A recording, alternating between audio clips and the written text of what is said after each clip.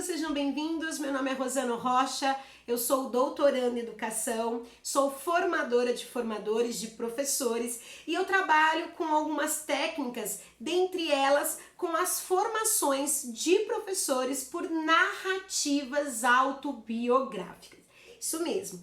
Eu atuo como professora há mais de 20 anos, o meu mestrado foi em formação de formadores, eu tenho um projeto com os alunos que eu desenvolvia que trabalhava com essas narrativas autobiográficas, só que eu não tinha, não sabia a fundamentação teórica. E aí quando você vai estudar um pouquinho, você percebe o poder, das narrativas autobiográficas, ou seja, daqueles textos, narrativas, em que a gente conta alguma história sobre uma experiência nossa, então é nós próprios falamos sobre nossa vida, seja ela nossa vida profissional, seja ela uma experiência que nós tenhamos passado no ambiente de trabalho, uma experiência da nossa vida, uma experiência formativa, enfim. Essa galera, que estuda esse movimento das narrativas, até eles colocam autobiográfica entre parênteses, eles mostram como que esses textos, quando produzidos, eles têm uma potência,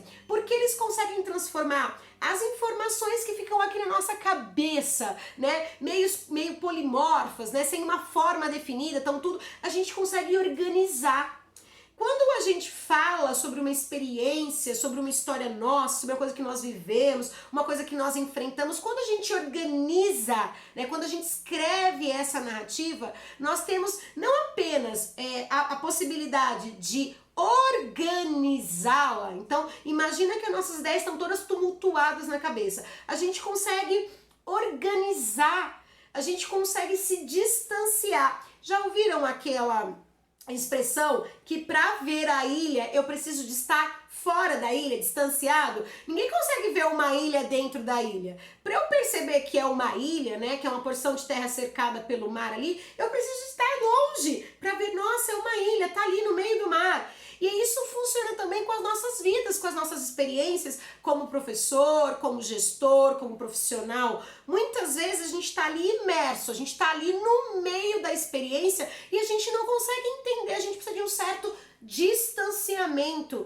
E a narrativa autobiográfica, eu escrever, eu registrar ou eu falar sobre essa experiência, dá para mim a possibilidade desse distanciamento, dessa objetivação. Eu consigo verificar coisas que eu não verificava e mais, eu consigo ressignificar. Isso mesmo. Quando eu escrevo sobre uma experiência que eu passei, eu consigo, a partir daquela escrita, transformar algo que era polimorfo, que tinha várias formas, eu consigo transformar isso numa coisa com uma forma. Eu consigo ver, olha, foi ruim, mas eu consegui fazer isso. Olha, foi legal, mas eu poderia... Enfim, eu consigo ter uma autorreflexão. Eu consigo ter uma autoformação. Às vezes, muito professor pergunta, Rosana, como que eu faço para ser o melhor profissional? E eu digo, professor, para ser o melhor profissional, para ser o melhor gestor, você tem que ter essas respostas. Eu, como Rosana, eu sei as minhas dificuldades para ser gestora escolar, eu sei as minhas dificuldades como professora, eu sei as minhas limitações, eu sei os meus avanços, só que é doloroso, não é fácil isso, Esse movimento de se colocar, esse movimento de se autoavaliar, esse movimento de se autotransformar é um movimento difícil, mas é um movimento necessário. Ninguém mais conhece você do que você mesmo. Ninguém mais sabe as suas histórias do que você mesmo. Ninguém mais sabe as suas dificuldades. Tem muita gente que me procura como consultora, como mentora e fala, olha, Rosana, eu quero ser o melhor professor. E a primeira coisa que eu peço pra ele, escreve. Como assim escreve? Escreve sobre o seu feito, escreve sobre a sua parte profissional. O que te incomoda? O que no seu ambiente de trabalho você acha que não tá bom? Se você vai num curso de formação, muitas vezes você não vai claro, Ah, eu quero me formar nisso. Mas ao participar do curso você vai vendo, nossa, isso eu não sou bom, isso eu sou bom. E é interessante você escrever sobre as suas experiências. E escrever de maneira amiga, porque tem gente que é muito autocrítica, que fala assim, nossa, eu sou um péssimo professor, eu não sou bom, mas é um professor muito bom, só que ele se critica demais. Então eu penso que escrever essas narrativas autobiográficas, tem que ser um momento de acolhimento. Escreva sim os pontos negativos, você tem sim que colocar o dedo na ferida, mas não só isso, escreva os pontos positivos, o que as pessoas elogiam vocês nas suas práticas profissionais? Elogiam o seu jeito de lidar com as pessoas? Elogiam a sua parte de inovação? O que as pessoas elogiam de você? Coloque isso, escreva sobre isso, os pontos positivos, os pontos negativos, escreva sobre o que você pensa, porque aí detalhe, olha que coisa maravilhosa. Quando você vai escrever sobre uma ação, imagina que eu dei uma aula, fiz um projeto com os alunos, e eu vou escrever uma narrativa autobiográfica sobre esse projeto. Eu vou descrever o que aconteceu, descrever. Depois eu vou dizer o que eu senti, vou dizer o que eu achei de pontos positivos, o que eu achei de pontos negativos, o que eu penso que tem que melhorar, enfim. Quando eu escrevo isso, eu fiz um movimento de autotransformação, eu fiz um movimento de autorreflexão, eu fiz uma estratégia formativa. Porque quando eu vejo o que tá bom, o que não tá, e quando eu projeto o que eu posso fazer para melhorar, eu me formo, eu me autotransformo, e isso é essencial numa prática pedagógica, isso é essencial para quem trabalha com educação. Freire já dizia do inacabamento, nós vimos textos da Fujikawa que falam da importância do registro, nós vimos textos da Alarcão que falam sobre a importância do professor reflexivo, da escola reflexiva. E o que é, né? Isabel Alarcão coloca a escola, o texto e aí o professor reflexivo. O que é professor reflexivo, senão aquele que pensa sobre a sua prática, que pense sobre a sua escola. E não é só pensar, é falar sobre, é escrever, é registrar, porque esse registro ele funciona como uma estratégia formativa. Ele faz com que eu consiga elucidar, desvelar. Quando eu registro sobre alguma ação, eu verifico coisas que eu não tinha percebido. Eu faço esse movimento de reflexão que Freire diz. Eu tenho uma ação, mas eu preciso desse movimento de reflexão. Nós sabemos que isso não é fácil. Na escola não é nada fácil. Na escola, muitas e muitas vezes a gente tem ali mau tempo para poder dar aula, atender os alunos, a demanda e os registros de diário. Que dirá tempo para escrever sobre o que a gente pensou, como a gente se sentiu. Mas é esse tipo de registro que é essencial. Esse registro, ele é tão importante quanto o registro do conteúdo que você deu.